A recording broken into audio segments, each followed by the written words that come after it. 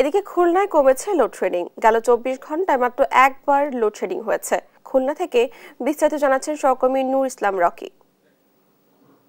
খুলনায় কিন্তু লোডশেডিং আসলে কমতে শুরু করেছে। আমরা বিভিন্ন জায়গা থেকে যে তথ্য পেয়েছি যে সম্প্রতি গত সপ্তাহে কিন্তু লোডশেডিং এর হার খুবই কমে গিয়েছে।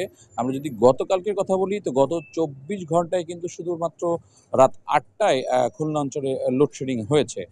আমাদের খুলনার যে নর্থ ওয়েস্ট পাওয়ার জোন ডিস্ট্রিবিউশন আছে ওজুপাটিকা, তারা আমাদেরকে যেটি জানিয়েছে যে এখন কিন্তু লোডশেডিং এর পরিমাণ খুবই কম।